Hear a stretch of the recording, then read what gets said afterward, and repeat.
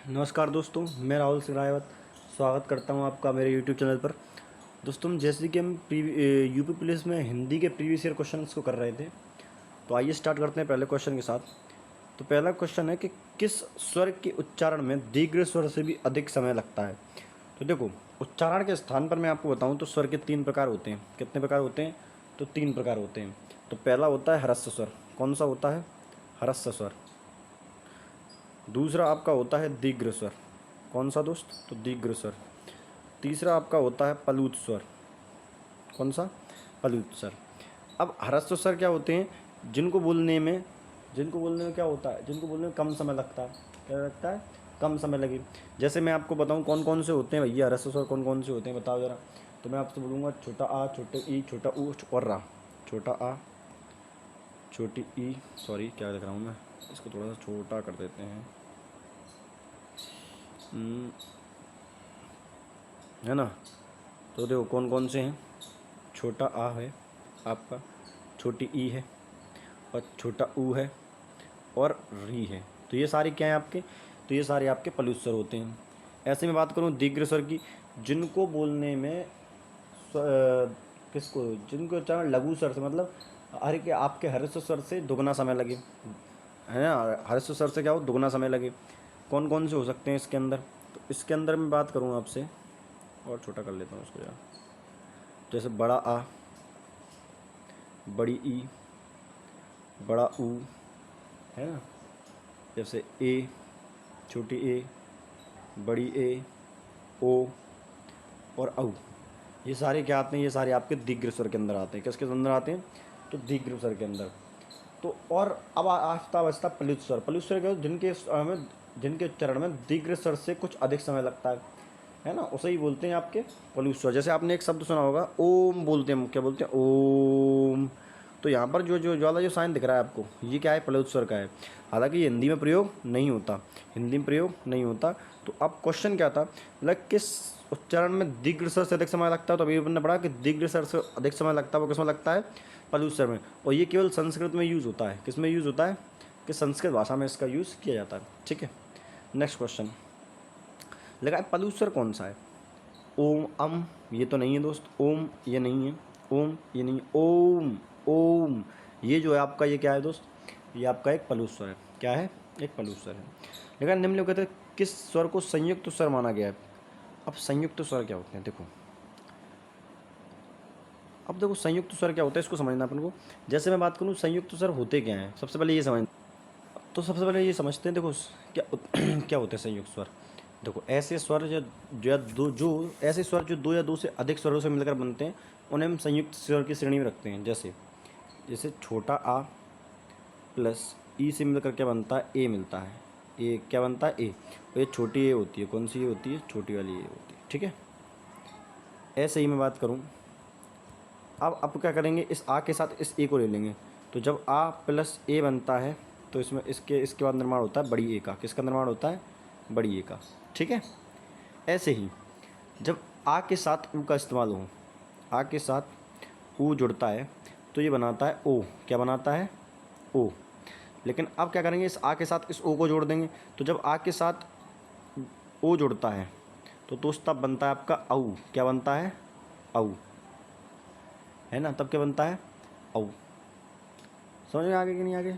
तो ऐसे छोटी है, बड़ी है, और तो ये चार जो दिख रहे हैं ना आपको, ये चार आपको दिखाई दे रहे हैं, एक ये, एक बड़ी छोटी है, छोटा ओ और औ, ये सारे क्या आपके संयुक्त स्वर के अंदर आते हैं। किसके अंदर आते हैं? संयुक्त स्वर।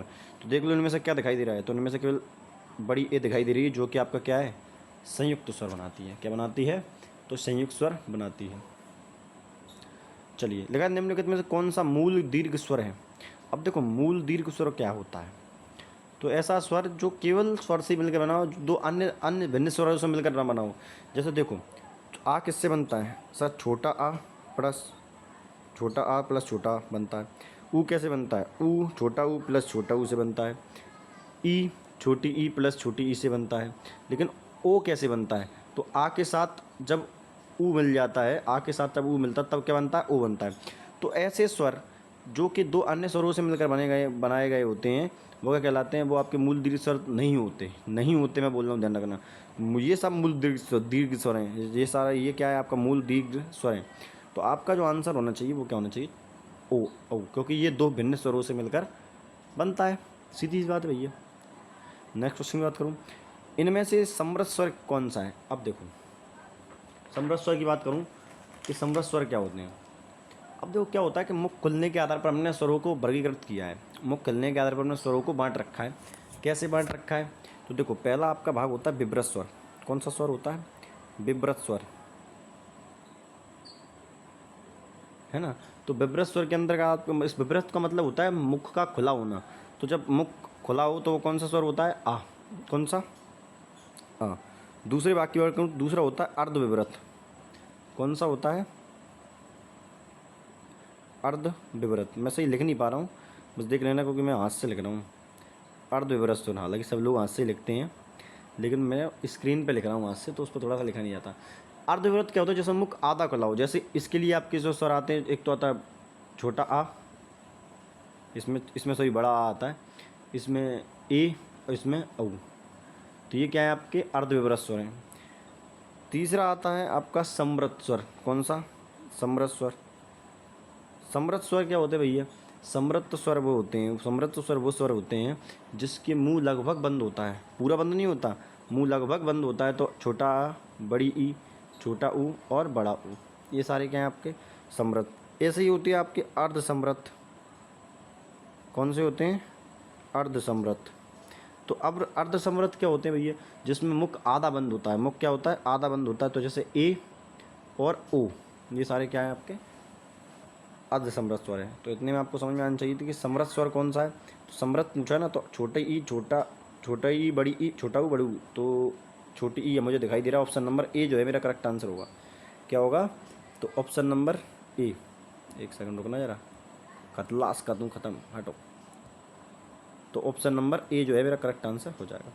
ठीक है कि नहीं? नेक्स्ट क्वेश्चन की बात कर लेते हैं। देखा, हिंदी स्वरों का वर्गीकरण जब जीव के भाग के आधार पर किया जाता है तो निम्नलिखित में से कौन सा भेद इसके अंतर्गत नहीं आता? अब देखो, जीव के अंतर्गत स्वर की बात करूँ तो जीव के अंतर्गत स्वर को तीन भागों में बांटा जाता है। एक तो होता है अग्रस्वर, मध्य स्वर और पश्च स्वर। कौन कौन से होते हैं? अग्रस्वर, मध्य स्वर और पश्च स्वर। ठीक है। अब देखो, इनको याद करने का सबसे अच्छा तरीका क्या है? अग्रस्वर की मैं बात करूँ, सबसे पहले मैं अग्रस्वर बताता हूँ। देखो, ये होते हैं छोटी ई, बड़ी ई, छोटा ए और बड़ा ए। और इनको याद कैसे करना है? देखो, तुम इसको छोड़ोगे तो ये कहाँ करेंगे? आगे की साइड करेंगे कि नहीं करेंगे? क्योंकि आगे की साइड कोई सपोर्ट नहीं है। तो इन स्वरों को छोड़ने पे ये किस साइड करेंगे? आगे की साइड। तो ऐसे स्वर जो आगे की साइड करते हैं वही क्या कहलाते हैं? आपके अग्रस्वर कहलाते हैं। कौन से कहलाते हैं? अग्रस्वर। ठीक है। मध्य स्वर केवल एक होता है, वो होता है छोटा आ। ये क्या होता है? ये केवल आपका मध्य स्वर है। बस आप समझ गए, है ना। तो पश्च स्वर कौन कौन से होंगे जो बच गए? जैसे बड़ा आ, है ना, और क्या बचा आपका? ओ औ, ये सारे क्या हैं? ऊ और छोटा ऊ, बड़ा ऊ, ये सारे क्या हैं? आपके पश्च स्वर के अंदर आते हैं। तो मैं लिख देता हूँ, बड़ा आ हुआ, ठीक है। ऐसे ही आपका ऊ, छोटा ऊ, इसमें लिखा नहीं जा रहा है, एक सेकंड, है ना, बड़ा ऊ और ओ और औ, ये सारे क्या हैं आपके? ये पश्च स्वर है। तो देखो, ये जीभ के आधार पर स्वर थे, लेकिन कहीं भी मैंने आपको समृद्ध स्वर विवृत नहीं बताया। ये तो क्या होता है कि मुख खुलने के आधार पर भाग होता है, जिसे अपन ऊपर पढ़ के आए थे। तो जीभ के आधार पर केवल तीन होते हैं, अग्रस्वर, पश्च स्वर और मध्य स्वर। ठीक। चलिए नेक्स्ट क्वेश्चन की बात कर लें भैया आपसे। सर कर लेते हैं, बिल्कुल कर लेते हैं। देखो, नेक्स्ट स्वर है आपका अर्ध विवृत स्वर। कौन सा है? अर्ध विवृत स्वर। अर्ध विवृत क्या होता है? मैंने आपको बताया था कि जब मुंह आधा खुला हो, तो ये सारे क्या कहलाते हैं? अर्ध विवृत स्वर कहलाते हैं, जब मुंह आधा खुला होगा। ठीक है ना। कौन कौन से होते हैं भैया? तो देखो, छोटा आ, बड़ी ए और औ, ये सारे क्या होते हैं? आपके विवृत स्वर होते हैं। तो कौन सी दिख रही है आपको? बड़ी ए दिख रही है। क्या दिख रही है? बड़ी ए, है ना। बाकी मैं इसकी बात करूँ, छोटी ए किसके अंतर्गत आती है? तो ये आती है अर्ध समृद्ध के स्वर।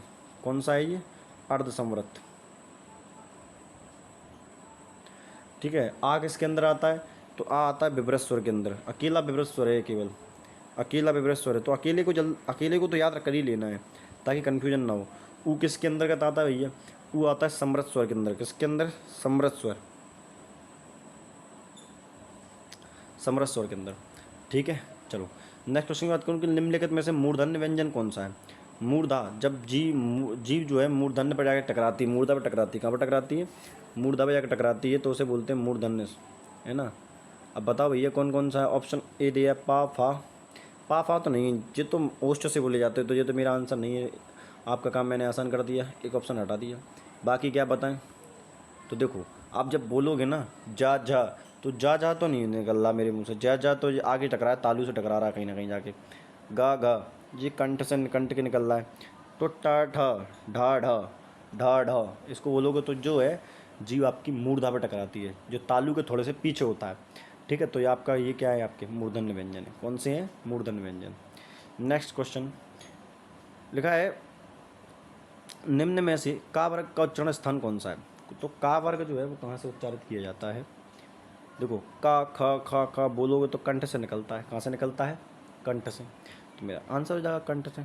अब मैं आपसे बात करूँ, है ना, देखो अलग अलग तरीक़ों से अलग अलग वर्ड को बोला जाता है। अब मैं आपको समझा देता हूँ। देखो जो का वर्ग होता है, जो का वर्ग होता है ना पूरा का खा का गणा, ये बोला जाता है कंठ से। किससे? कंठ से। और चा छा चा जा जा तालू से बोला जाता है। ये आपका चा वर्ग जो होता है ना, ये पूरा कहाँ से बोला जाता है? तालू से। चा छा जा जा जा, जीभ आगे की तरफ टकराती है ऊपर, है ना। ऐसे ही मैं टा वर्ग टा ठा टा डा डा, ये होता है मूर्धा। क्या होता है? मूर्धा।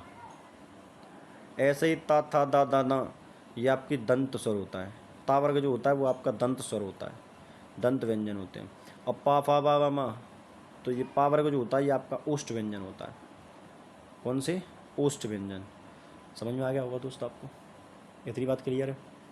सर बिल्कुल क्लियर है। तो आगे बढ़ जाते हैं। लिखा है यार अलावा किस वर्ग के व्यंजन है? यार अलावा किस वर्ग के व्यंजन है?